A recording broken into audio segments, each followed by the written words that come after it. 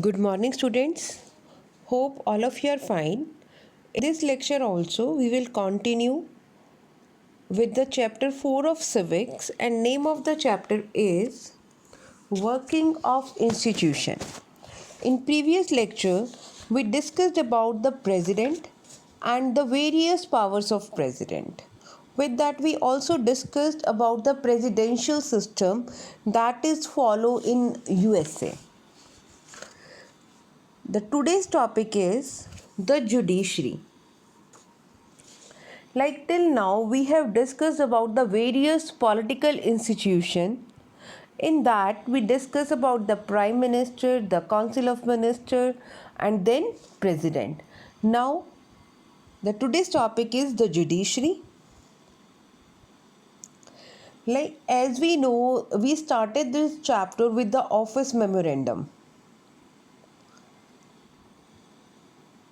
So now we will recall this story and we can imagine that how different the story could have been.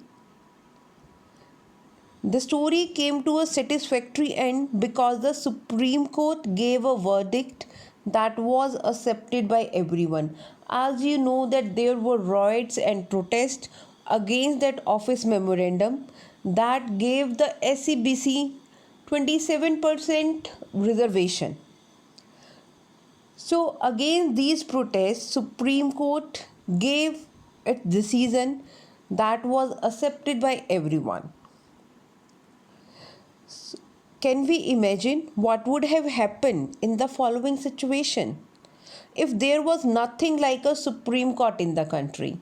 Beta, if there will not be any Supreme Court in the country, we cannot maintain law and order. And even if there was a Supreme Court, if it had no power to judge actions of the government, then if it had the power, if no one trusted the Supreme Court to give a fair verdict, and even if we think that the court was there and the Supreme Court had power to judge the actions of the government and everybody trusts on the Supreme Court decision also, even if it gave a fair judgment, if those who appealed against the government order did not accept the judgment. But it didn't happen. As we know, the decision that was given by our Supreme Court, it was accepted by all. This is the reason that why an independent and powerful judiciary is considered essential for democracies.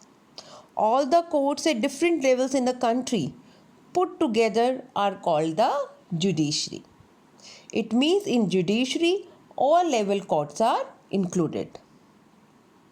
The Indian judiciary consists of a Supreme Court for the entire nation, high courts in the state, district courts and the courts at local level. India has an integrated judiciary.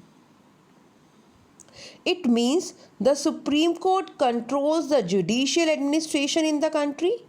Its decisions are binding on all other courts of the country and it can take up any dispute between citizens of the country, between citizens and government, between two or more state governments, or between governments and the union and state level. It means that these are the reasons that why we say that India has an integrated judiciary. Like Supreme Court control the high courts and the high courts control the lower courts.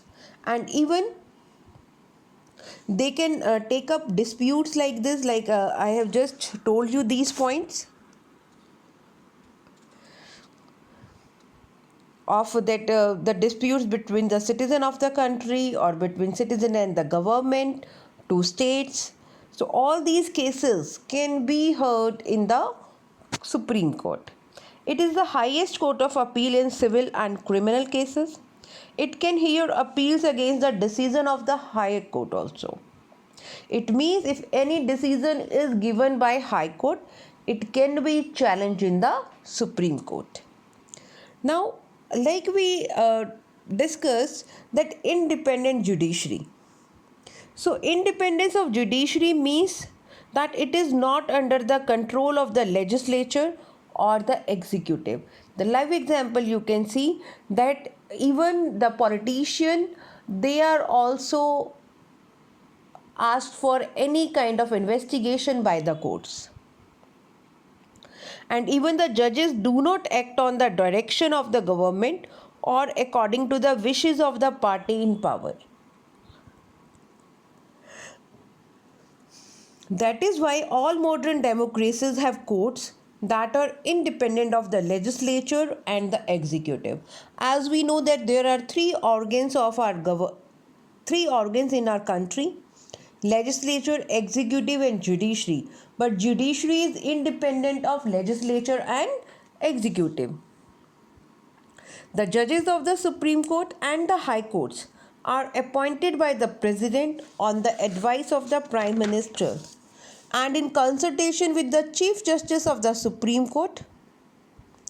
In practice, it now means that the senior judges of the Supreme Court select the new judges of the Supreme Court and the High Court.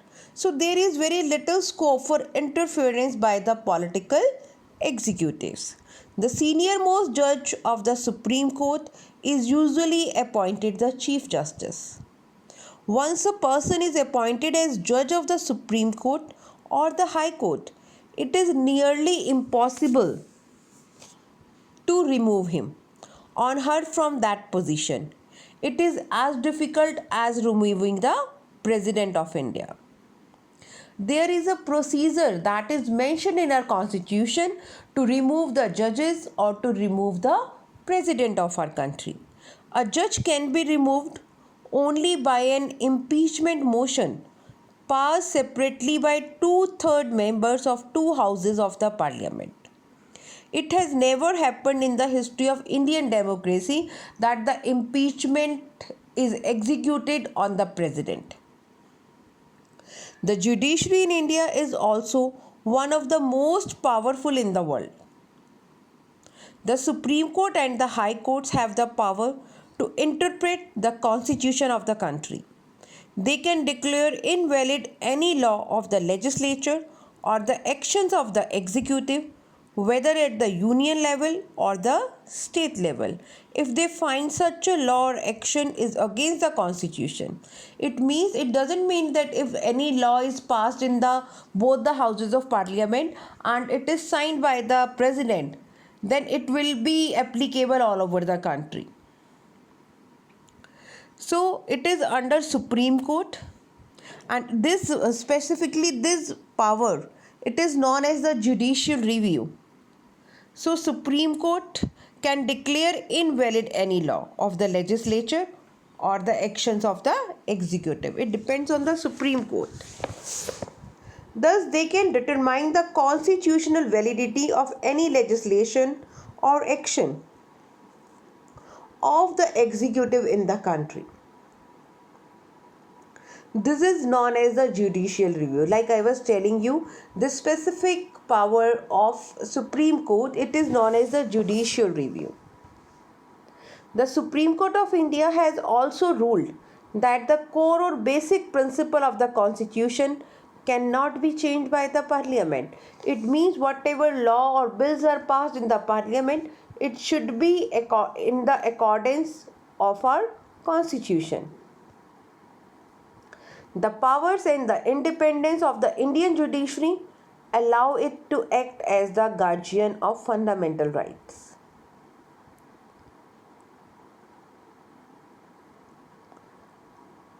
Because the citizen have a right to approach the courts to seek their remedy in case of violation of their right. As we know that there is a fundamental right, that is the constitutional remedies. So in recent years, the courts have given several judgments and directives to protect public interest and human rights. Anyone can approach the courts if public interest is hurt by the action of government, and this is called the public interest litigation. It means just to protect the public interest and human rights, if anyone approach the court. That is known as the public interest litigation. The courts intervene to prevent the misuse of the government's power to make decisions. They check malpractices on the part of public officials. That is why the judiciary enjoys a high level of confidence among the people. All over the country, judiciary is the more powerful and independent institution, and people have a deep faith on our judiciary. So hope all of you have understood this topic.